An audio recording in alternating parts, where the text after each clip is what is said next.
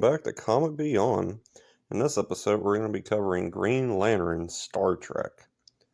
So, just kind of off the bat, can't really say this was my favorite crossover. Um, just saying because a lot of crossovers I really enjoy.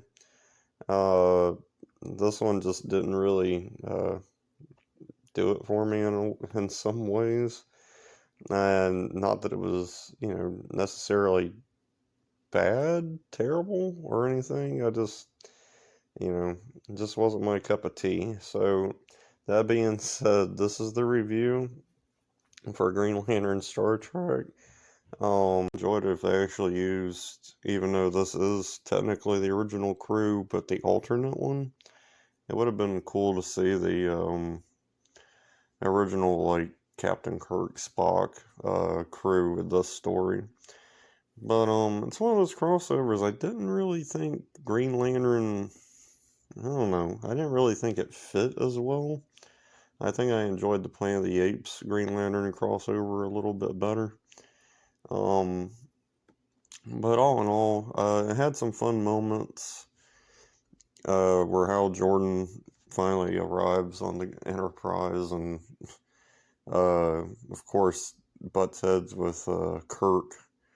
Um, So, in the story, the different Spectrum rings, Green Lantern rings, go throughout the Star Trek universe, getting on the different characters, Klingons, and stuff like that.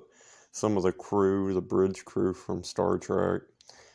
Um, so that was good. It was kind of I don't want to say long read, kind of a drawn out read.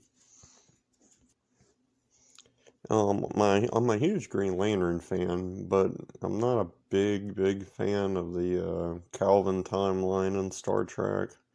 If you're not aware, the Calvin timeline is the current movie timeline for Star Trek where they rebooted it.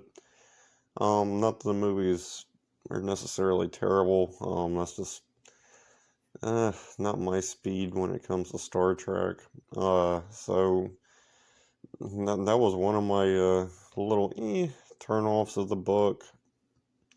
As far as the Green Lantern stuff go, Hal Jordan's basically just in the Star Trek universe now. Like, he's stuck here, story-wise.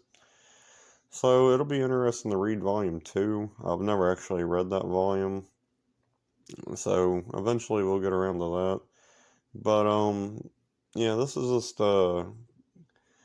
just a over review. It's not, in depth at all, just because really wasn't a big fan of the story, to be honest with you.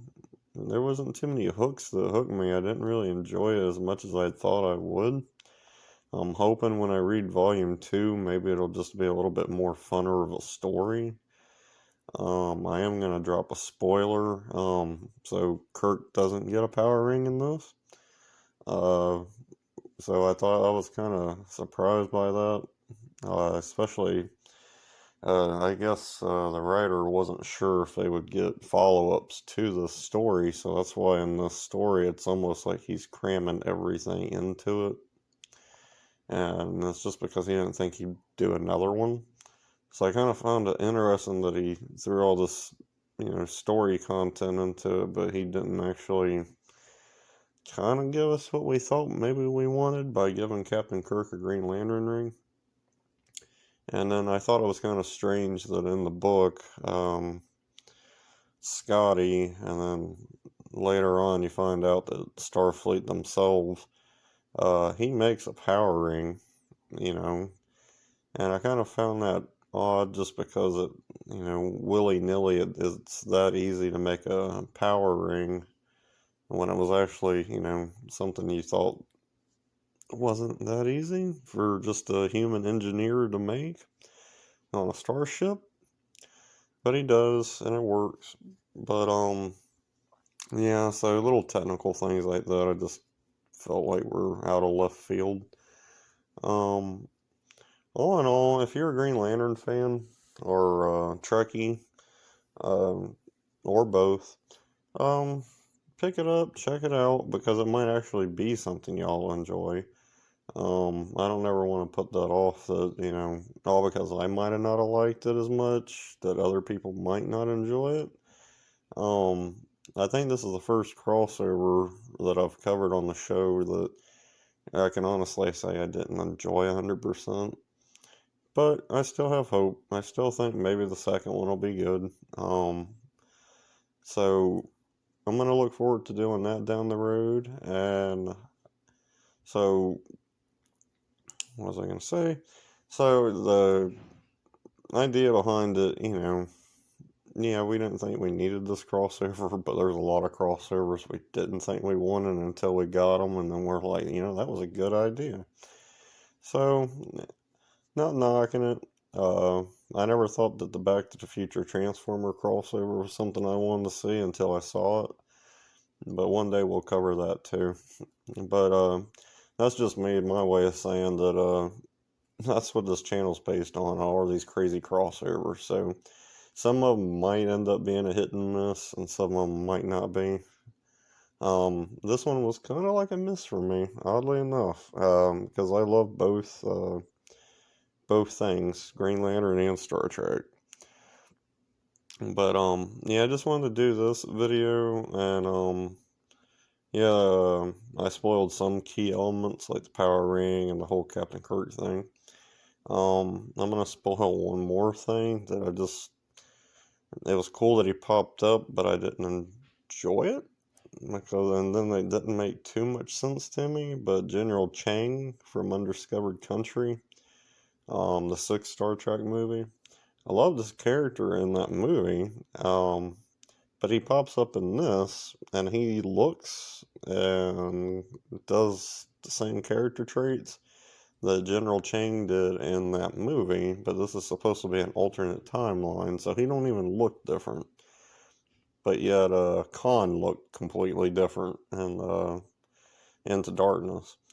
So, yeah, it was cool again seeing the character, but it just didn't fit it being the same General Chang we knew from the old movies, considering this is a different thing. And same age, he ain't even younger.